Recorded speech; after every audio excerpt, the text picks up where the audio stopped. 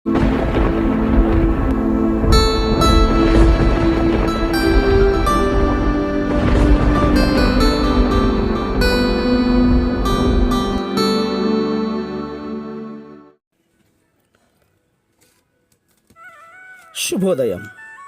Global బెతేనియా Calvary ministry తరపున ఈ ఉదయకాల సమయంలో మరొక్కసారి మీ అందరితో కూడా కలుసుకొని దేవుని యొక్క పరిశుద్ధమైన మాటలు ధ్యానించుటకును దేవుడు నాకు ఇచ్చిన మధురమైన ఒక ఆశయమును బట్టి నేను దేవునికి ప్రత్యేకమైన వందనాలు తెలియచేసుకుంటూ ఉన్నాను.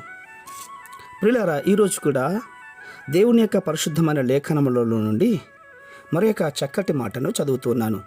దయచేసి గమనించండి. మత్తయి సువార్త 9వ అధ్యాయము 2వ వచనాన్ని నేను చదువుతున్నాను.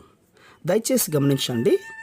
మత్తయి సువార్త 9వ అధ్యాయము 2వ వచనము. ఇదిగో, జనులు పక్షవాయువుతో మంచము పట్టి ఉన్న ఒకని ఆయన యొద్దకు తీసుకుని వచ్చారు. యేసు వారి విశ్వాసమును చూచి, కుమారుడా, ధైర్యముగా ఉండుము, నీ పాపములు క్షమింపబడి ఉన్నవని పక్షవాయువు గల వానితో చెప్పెను. దేవునికి స్తుతి, ఘనత, మహిమ, ప్రభావములు కలుగునుగాక. చాలా అద్భుతమైనటువంటి మాట. ఇక్కడ ఒక పక్షవాయువు కలిగినటువంటి వ్యక్తిని కొంతమంది యేసు ప్రభు దగ్గరికి తీసుకుని వచ్చారు. ప్రియులారా, పక్షవాయువు కలిగిన వ్యక్తి మంచం మీద పడి ఉన్నాడు. అతడు లేవలేని స్థితిలో ఉన్నాడు. అయితే కొంతమంది ఆయన్ని యేసు ప్రభు దగ్గరికి తీసుకుని వస్తే యేసు ప్రభు వారు ఈ మాట అంటున్నారు, నా కుమారుడా, నీ పాపములు క్షమింపబడి ఉన్నవి అని. ఎంతో గొప్ప మాట కదండి.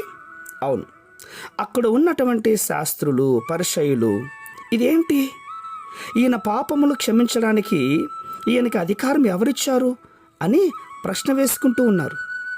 వాళ్ళు అలా అనుకుంటూ ఉండగానే యేసు ప్రభు వారు స్పష్టంగా వాళ్ళతో మాట్లాడుతున్నాడు. అదే మత్తయి సువార్త 9వ అధ్యాయము 6వ వచనంలో, పాపములు క్షమించుటకును మనుష్య కుమారునికి అధికారము గలదు అని. అవును, నిజమే. మనుష్య కుమారునికి పాపములు క్షమించుటకు అధికారం ఉంది. ఎందుకంటే పాపము లేనివాడు పాపాన్ని విడిపించగలుగుతాడు కాబట్టి.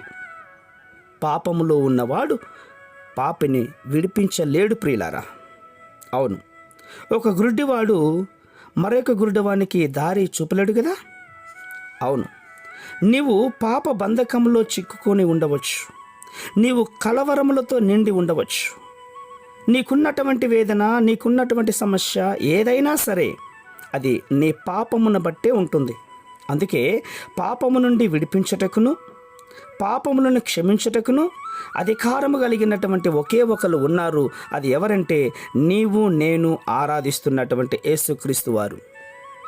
ఆ యేసుక్రీస్తు వారిని నీ హృదయంలో చేర్చుకుంటే ఆయన నిన్ను ఆశీర్వదించి నీ పాపములన్నిటిని కూడా క్షమించి నిన్ను దీవిస్తాడు. ప్రియులారా, అవును, మహాపరిశుద్ధమైనటువంటి మా ప్రియ పరలోకపు తండ్రి, చాలా గొప్ప మాట నాయన.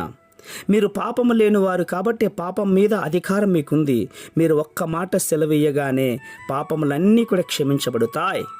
ఈ ఉదయకాల సమయంలో ఈ మాటలు వింటున్న ప్రతి వారికి నీ ప్రభువా, పాపములు ఒప్పుకున్న వెంటనే మీరు క్షమించగలిగిన దైవమై ఉన్నందుకే స్తోత్రాలు అర్పించుకుంటూ చిన్న ప్రార్థనను మా రక్షకుడిని యేసయ్య నామమున బట్టి అడిగి వేడుకొని పొందుచున్నాం మా తండ్రి.